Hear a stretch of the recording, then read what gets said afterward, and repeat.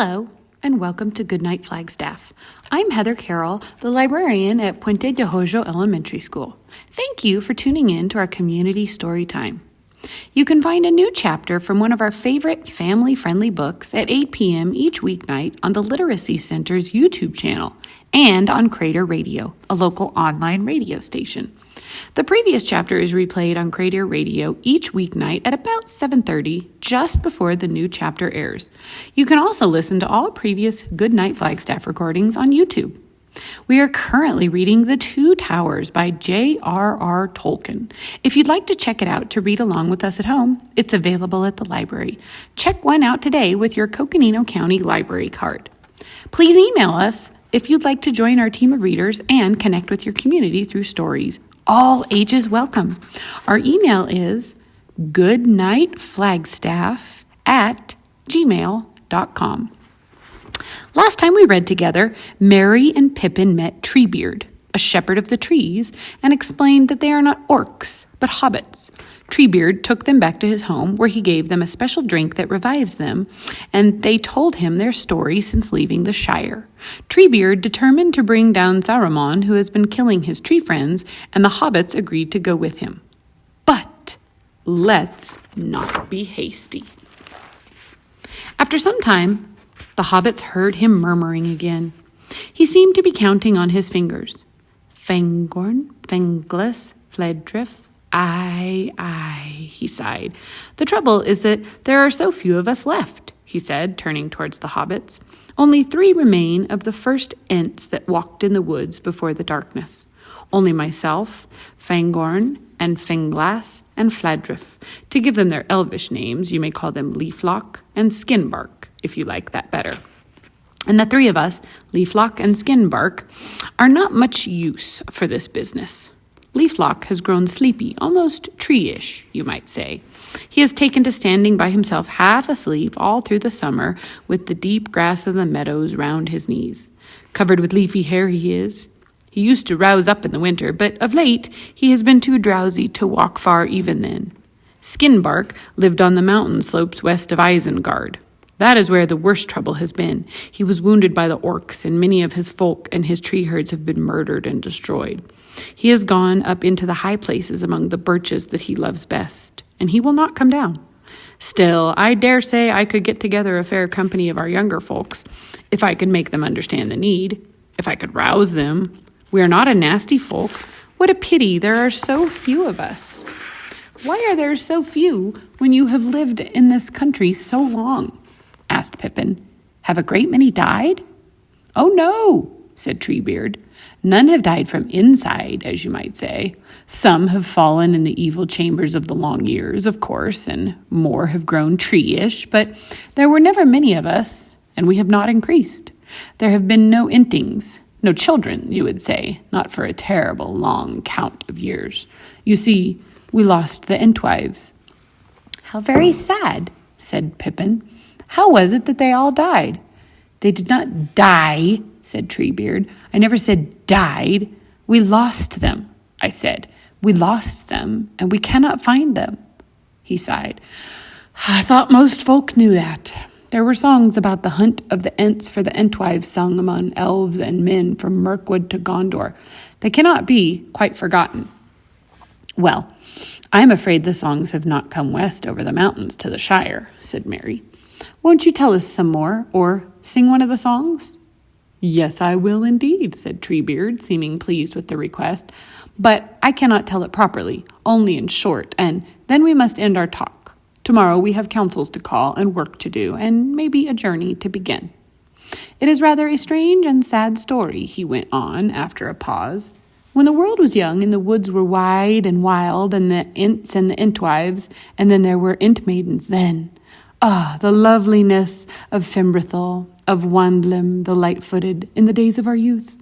They walked together, and they housed together, but our hearts did not go on growing in the same way.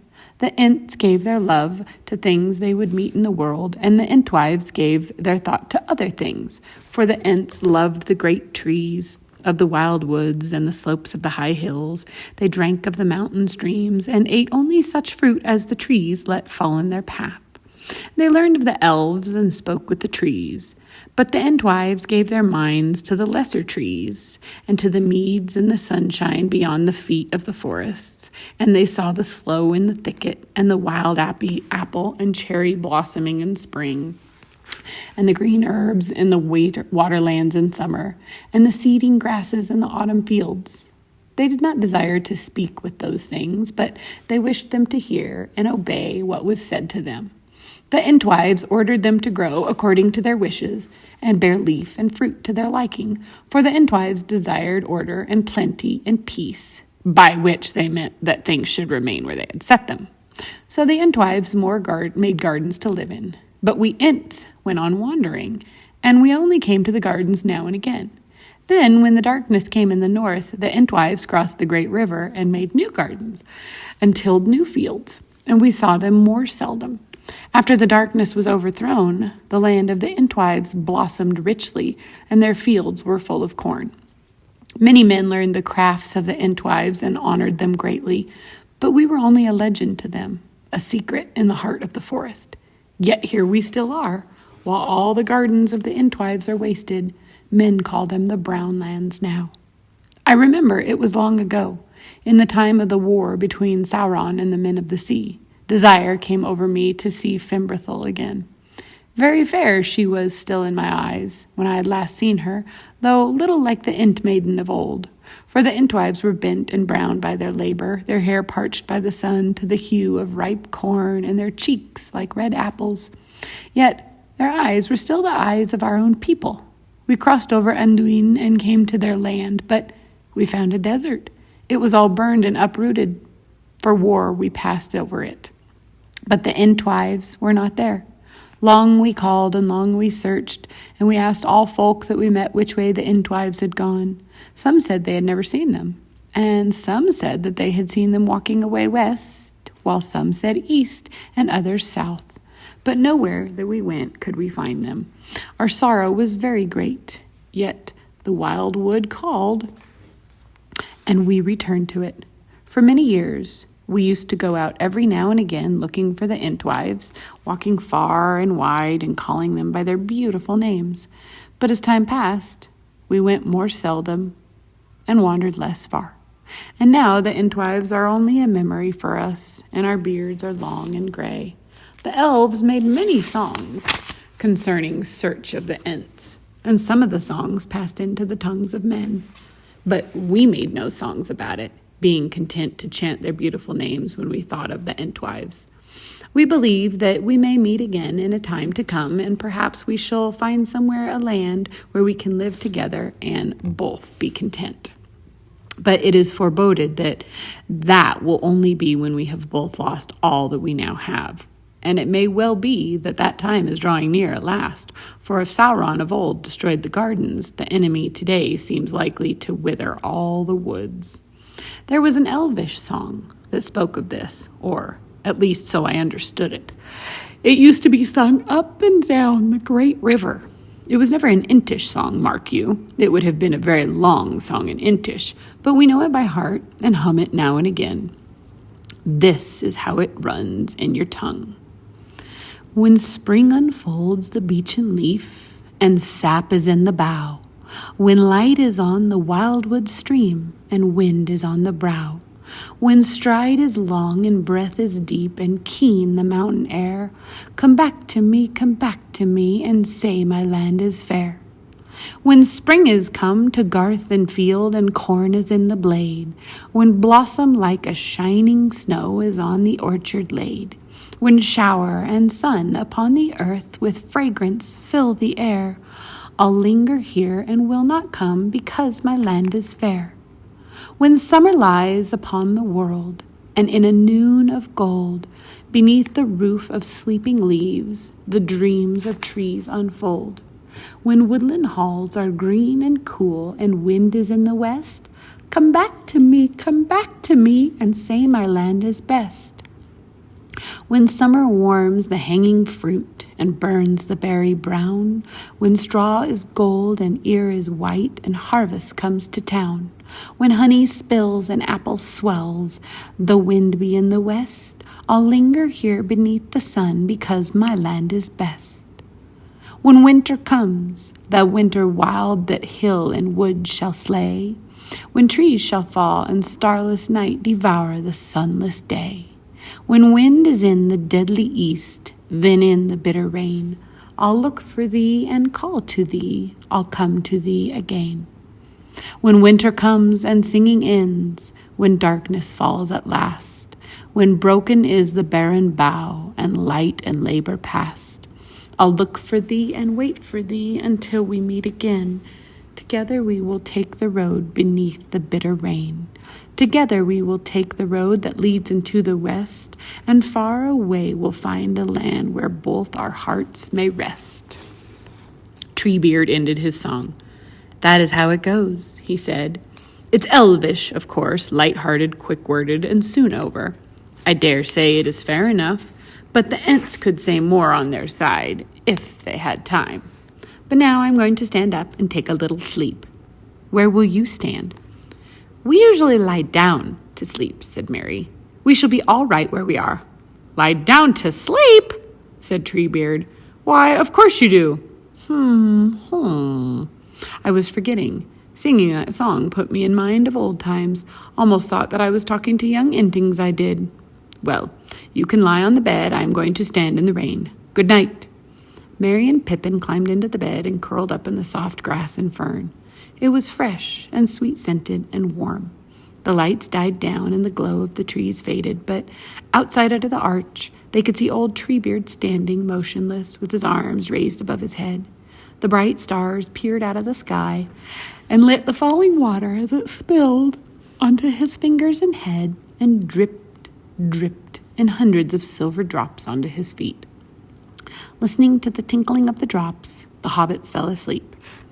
They woke to find a cool sun shining into the great court and onto the floor of the bay. Shreds of high cloud were overhead, running on a stiff easterly wind. Treebeard was not to be seen, but while Mary and Pippin were bathing in the basin by the arch, they heard him humming and singing as he came up the path between the trees. "Ho, ho! Good morning, Mary and Pippin," he boomed when he saw them. "You sleep long. I have been many 100 strides already today. Now we will have a drink and go to Entmoot." He poured them out 2 full bowls from a stone jar, but from a different jar. The taste was not the same as it had been the night before. It was earthier and richer, more sustaining and food-like, so to speak. While the hobbits drank, sitting on the edge of the bed and nibbling small pieces of elf cake, more because they felt that eating was a necessary part of breakfast than because they felt hungry, Treebeard stood, humming in Entish or Elvish or some strange tongue, and looking up at the sky. "Where is Entmoot?" Pippin ventured to ask. "Who? Entmoot?" said Treebeard, turning round. "It is not a place. It is a gathering of Ents, which does not often happen nowadays. But I have managed to make a fair number promise to come. We shall meet in the place where we have always met. Durdinglming call it. It is a way south from here. We must be there before noon." Before long, they set off. Treebeard carried the hobbits in his arms, as on the previous days. At the entrance to the court, he turned to the right, stepped over the stream, and strode away southwards along the feet of great tumbled slopes where trees were scanty. Above these, the hobbits saw thickets of birch and rowan, and beyond them, dark climbing pine woods. Soon, Treebeard turned a little away from the hills and plunged into deep groves where the trees were larger, taller, and thicker than any that the hobbits had ever seen before. For a while, they felt faintly the sense of stifling which they had noticed when they first ventured into Fanghorn, but it soon passed. Treebeard did not talk to them. He hummed to himself deeply and thoughtfully, but Mary and Pippin caught no proper words. It sounded like boom, boom, rum, boom, barar, boom, boom, darar, boom, boom, darar, boom, and so on, with a constant change of note and rhythm. Now and again they thought they heard an answer, a hum or a quiver of sound that seemed to come out of the earth or from boughs above their heads, or perhaps from the holes of the trees, but Treebeard did not stop or turn his head to either side. They had been going for a long while. Pippin had tried to keep count of the Ent strides, but it failed, getting lost at about 3,000, when Treebeard began to slacken his pace. Suddenly he stopped, put the hobbits down, and raised his curled hands to his mouth so they made a hollow tube. Then he blew or called through them. A great hum, hum rang out like a deep-throated horn in the woods and seemed to echo from the trees. Far off, there came from several directions a similar hum, hum, hum that was not an echo, but an answer. Treebeard now perched Merry and Pippin on his shoulders.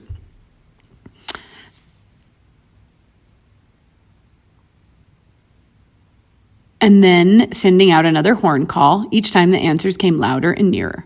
In this way, they came at last to what looked like an impenetrable wall of dark evergreen trees of a kind that the hobbits had never seen before. They branched out right from the roots and were densely clad in dark, glossy leaves like thornless holly, and bore many stiff, upright flower spikes with large, shining, olive-colored buds.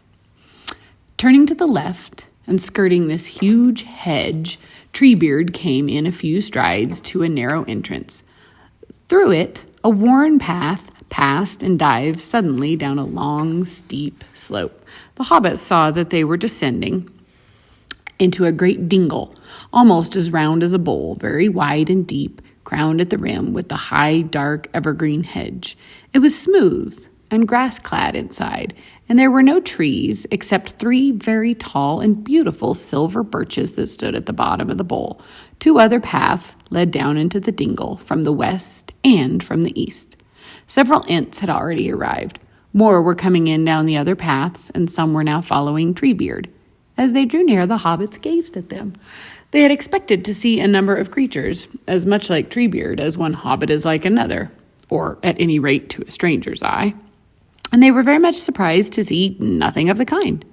The Ents were as different from one another as trees from trees. Some different as one tree is from another of the same, but quite different growth and history. And some as different as one tree kind from another as birch from beech, oak from fir. There were a few older Ents, bearded and gnarled like hail, but ancient trees, though none looked as ancient as Treebeard. And there were tall, strong Ents, clean-limbed and smooth-skinned like forest trees in their prime, but there were no young Ents, no saplings. Altogether, there were about 24 standing on the wide grassy floor of the dingle, and as many more were marching in.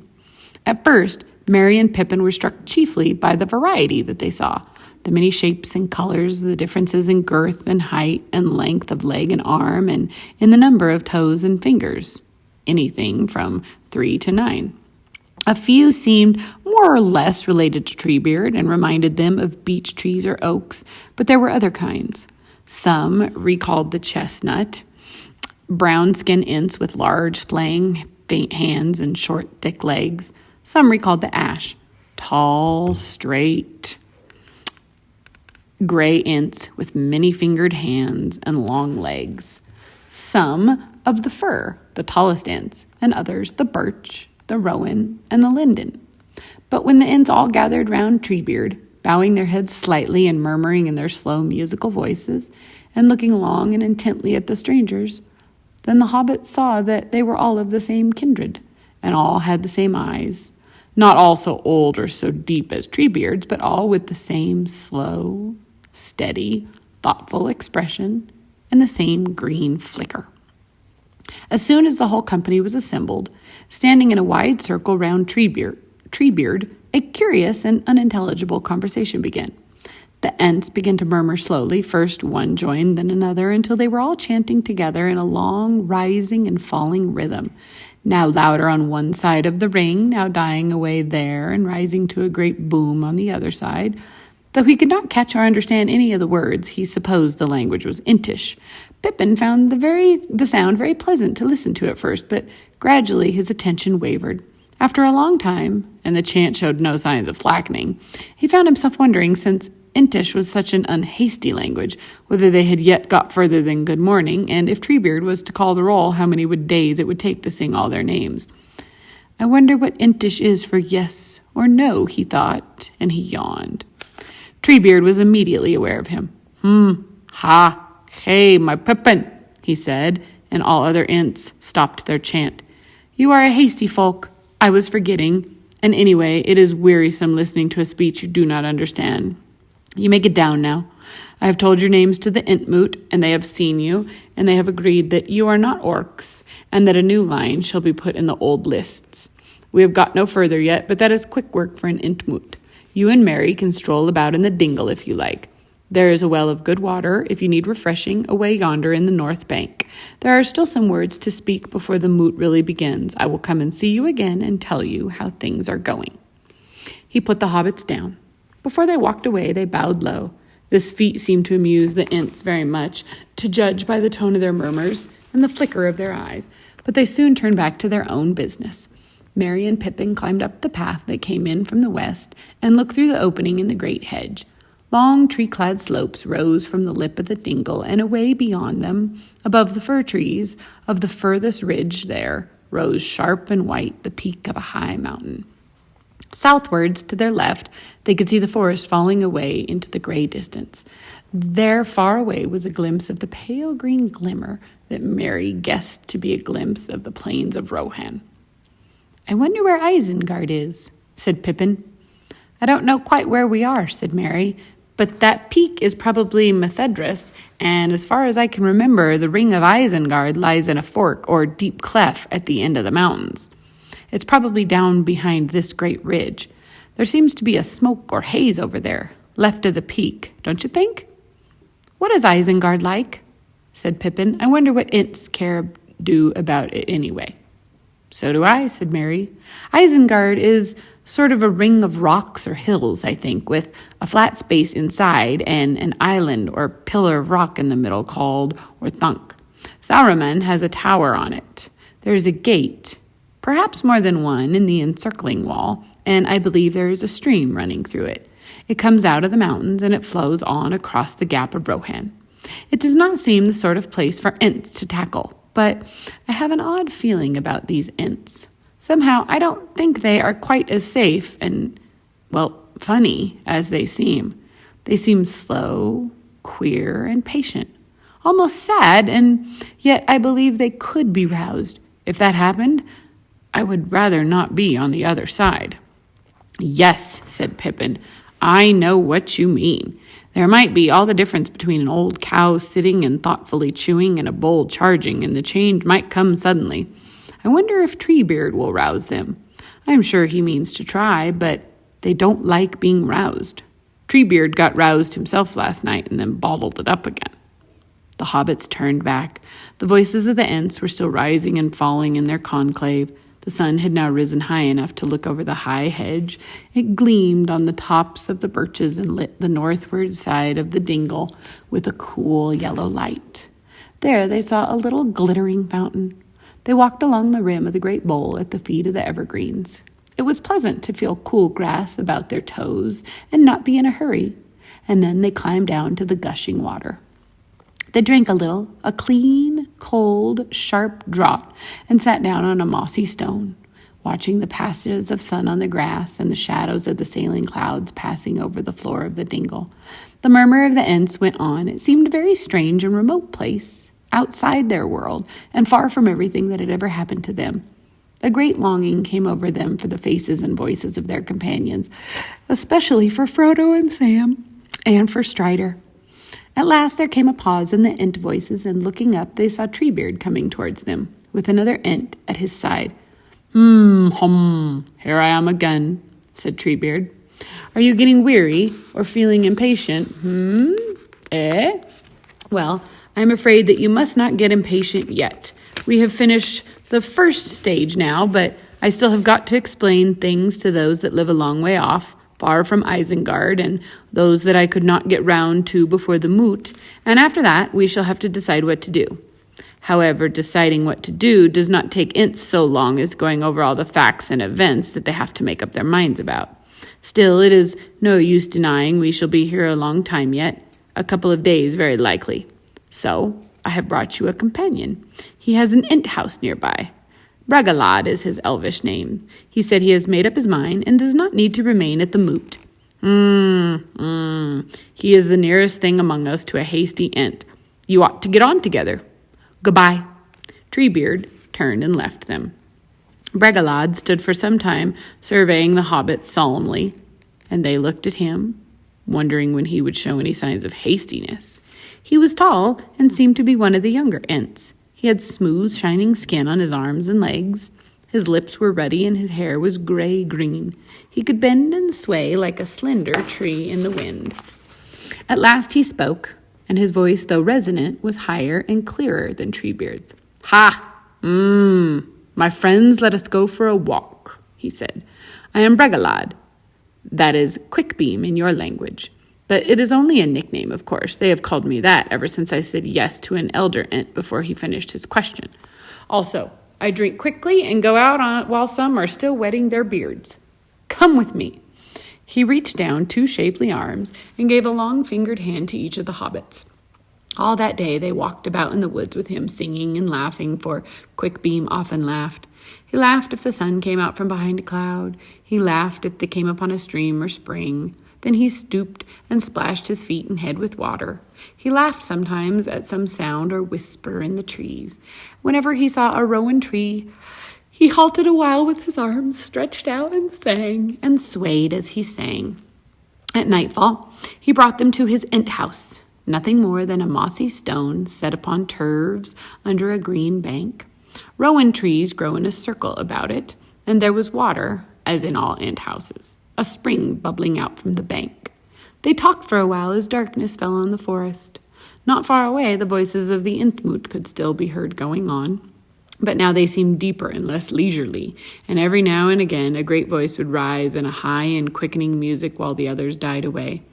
But beside them, Bregalad spoke gently in their own tongue, almost whispering, and they learned that he belonged to Skinbark's people, and the country that they lived in had been ravaged.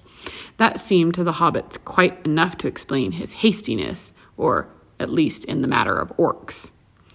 There were rowan trees in my home, said Bregalad softly and sadly. Rowan trees that took root when I was an enting, many, many years ago in the quiet of the world. The oldest were planted by the ents to try and please the entwives, but they looked at them and smiled and said that they were where whiter blossom and richer fruit were growing. Yet there are no trees of all that race, the people of the rose that are so beautiful to me. And those trees grew and grew till the shadow of each was like a green hall, and their red berries in the autumn were a burden and a beauty and a wonder. Birds used to flock there. I like birds even when they chatter, and the rowan has enough and to spare. But the birds became unfriendly and greedy and tore at the trees and threw the fruit down and did not eat it. Then orcs came with axes and cut down my trees. I came and called them by their long names, but they did not quiver. They did not hear or answer. They lay dead. O orofarne, la semista, carnamire, O rowan fair, upon your hair how white the blossom lay. O rowan mine, I saw you shine upon a summer's day. Your rind so bright, your leaf so light, your voice so cool and soft. Upon your head how golden red the crown you bore aloft. O rowan dead, upon your head your hair is dry and gray. Your crown is spilled, your voice is stilled forever and a day. O orofarn lesimista carnamiri. The hobbits fell asleep to the sound of the soft singing of Bregalad that seemed to lament in many tongues the fall of the trees that he had loved. The next day they spent also in his company, but they did not go far from his house. Most of the time they sat silent under the shelter of the bank, for the wind was colder and the clouds closer and grayer.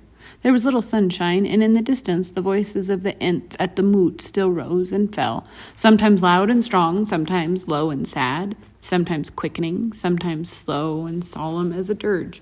A second night came, and still the ents held conclave under hurrying clouds and fitful stars. The third day broke, bleak and windy. At sunrise, the Ents' voices rose to a great clamor and then died down again. As the morning wore on, the wind fell and the air grew heavy with expectancy. The hobbits could see that Bregalad was now listening intently, although to them, down in the dell of his Ent house, the sound of the moot was faint. The afternoon came, and the sun, going west towards the mountains, sent out long yellow beams between the cracks and fissures of the clouds. Suddenly, they were aware that everything was very quiet. The whole forest stood in listening silence. Of course, the Ent voices had stopped. What did that mean? Bregalad was standing up erect and tense, looking back northwards towards Durndingle. Then with a crash came a great ringing shout. Ra-hoom-ra! The trees quivered and bent as if a gust had struck them. There was another pause, and then a marching music began like solemn drums, and above the rolling beats and booms there welled voices singing high and strong. We come with roll of drum, to run-da-run-da-run-da-rum. The Ents were coming. Ever nearer and louder rose their song. We come, with horn and drum, to run-da-run-da-run-da-rum. Bregalad picked up the hobbits and strode from his house. Before long, they saw the marching line approaching. The Ents were swinging along with great strides down the slope towards them. Treebeard was at their head. Some 50 followers were behind him, 2 abreast, keeping step with their feet and beating time with their hands upon their flanks. As they drew near, the flash and flicker of their eyes could be seen. Hoom hum! Here we come with a boom! Here we come at last! Called Treebeard when he caught sight of Bregalad and the hobbits. Come join the moot! We are off! We are off to Isengard! To Isengard! The Ents cried in many voices. To Isengard! To Isengard! Though Isengard be ringed and barred with doors of stone, though Isengard be strong and hard, as cold as stone and bare as bone, we go to war to hew the stone and break the door, for bowl and bough are burning now, the furnace roars. We go to war, the land of gloom, with tramp of doom, with roll of drum. We come, to Isengard, with doom we come, with doom we come, with doom we come. So they sang, as they marched southwards. Bregalad, his eyes shining, swung into the line beside Treebeard. The old Ent now took the hobbits back and set them on his shoulders again, so they rode proudly at the head of the singing company with beating hearts and heads held high. Though they had expected something to happen eventually, they were amazed at the change that had come over the Ents. It seemed now as sudden as the bursting of a flood that had long been held back by a dike. The Ents made up their mind rather quickly after all, didn't they? Pippin ventured to say after some time, for when a moment the singing paused and only the beating of hands and feet was heard. Quickly, said Treebeard. Yes, indeed, quicker than I expected. Indeed, I have not seen them roused like this for many an age. We Ents do not like being roused, and we never are roused unless it is clear to us that our trees and our lives are in great danger. That has not happened in this forest since the wars of Sauron and the men of the sea. It is the orc work, the wanton hewing, without even the bad excuse of feeding the fires that has so angered us, and the treachery of a neighbor who should have helped us. Wizards ought to know better. They do know better. There is no curse in Elvis, Intish, or the tongues of men bad enough for such treachery. Down with Saruman! Will you really break the doors of Isengard? Asked Merry. Well, we could, you know. You do not know, perhaps, how strong we are. Maybe you have heard of trolls? They are mighty strong, but trolls are only counterfeits, made by the enemy in the great darkness, in mockery of Ents, as orcs were of elves. We are stronger than trolls. We are made of the bones of the earth. We can split stone like the roots of trees, only quicker, far quicker if our minds are roused. If we are not hewn down or destroyed by fire or blast or sorcery, we could split Isengard into splinters and crack its walls into rubble. But Saruman will try to stop you, won't he? Yes, that is so. I have not forgotten it. Indeed, I have thought long about it. But you see, many of the Ents are younger than I am by many lives of trees. They are all roused now, and their mind is all on one thing, breaking Isengard. But they will start thinking again before long. They will cool down a little, and we will take our evening drink. What a thirst we shall have! But let them march now and sing. We have a long way to go, and there is time ahead for thought. It is something to have started." Treebeard marched on, singing with the others for a while, but after a time his voice died to a murmur and fell silent again. Pippin could see that his old brow was wrinkled and knotted. At last he looked up, and Pippin could see a sad look in his eyes. Sad, but not unhappy. There was a light in them, as if the green flame had sunk deeper into the dark wells of thought. "Of course, it is likely enough, my friends," he said slowly. "Likely enough that we are going to our doom, the last march of the Ents. But if we stayed at home and did nothing, doom would find us anyway, sooner or later. That thought has long been growing in our hearts, and that is why we are marching now. It was not a hasty resolve. Now, at least, the march of the Ents may be worth a song. Aye," he sighed, "we may help the other peoples before we pass away. Still, I should have likened to see the songs come true about the Entwives. I should dearly have liked to see Fimbrethul again. But there, my friends, songs like trees bear fruit only in their own time, and their own way, and sometimes they are withered untimely." The Ents went striding on at a great pace. They had descended into the long fold of the land that fell away southward. Now they began to climb up and up onto the high western ridge. The woods fell away, and they came to scattered groups of birch, and then to bare slopes where only a few gaunt pine trees grew. The sun sank behind the dark hill back in the front. Gray dusk fell. Pippin looked behind. The number of the Ents had grown, or what was happening? Where the dim, bare slopes that they crossed should lie, he thought he saw groves of trees, but they were moving. Could it be that the trees of Fangorn were awake, and the forest was rising, marching over the hills to war? He rubbed his eyes, wondering if sleep and shadow had deceived him, but the great gray shapes moved steadily onward. There was a noise like wind in many branches. The Ents were drawing near the crest of the ridge now, and all song had ceased. Night fell, and there was silence. Nothing was to be heard save a faint quiver of the earth beneath the feet of the Ents, and a rustle, the shade of a whisper as to many drifting leaves.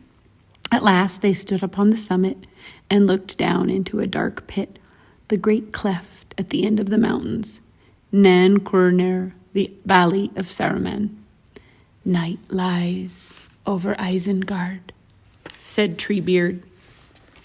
Thank you for tuning in. Join us next time for Chapter 5 in Book 3 of The Two Towers.